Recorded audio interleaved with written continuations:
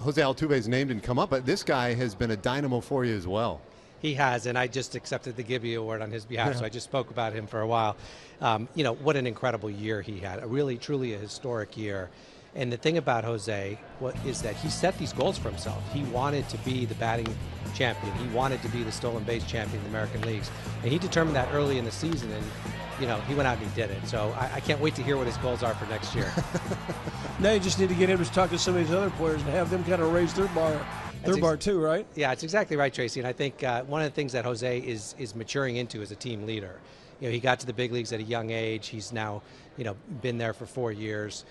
He's still in his mid-20s, but he's been there long enough now and had enough resume that he can now command the room. And I think he's starting to take that role, and the younger players are starting to look up to him. And I think that's going to be important. What about George Springer? You mentioned Springer and his incredible athleticism, and he really is, beyond what we have seen him do on the field, off the field. I mean, this guy is an extremely talented young man.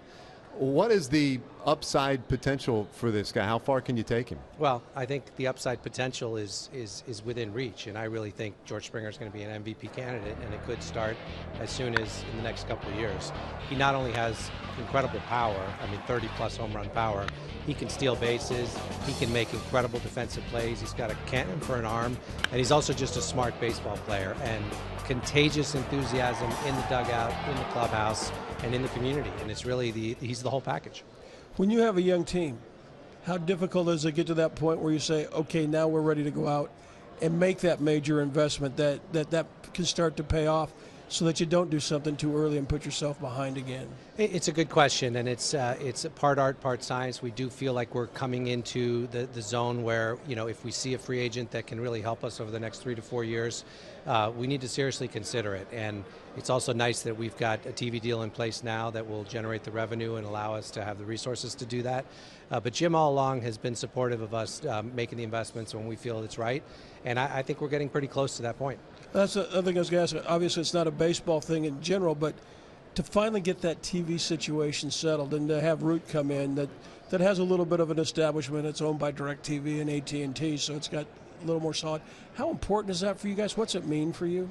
It's huge for us, but more importantly, it's huge for our fans, because a lot of our fan base in Houston and Texas have not been able to watch the Astros, and that's got to be really frustrating. Baseball is something that everybody should have access to, and this year going forward with the carriage agreements, I think most fans are going to be able to watch our games, and so they're going to be able to see Springer in person. They're going to be able to see Chris Carter and Fultonevich and Altuve and Keuchel, and really get to know them on their own. Hopefully, come to the ballpark and watch it, and it'll create a virtuous cycle where they'll spend more money at the ballpark, and we'll have more money to invest back in the team, and hopefully will lead to a result of getting back to the World Series and this time winning it.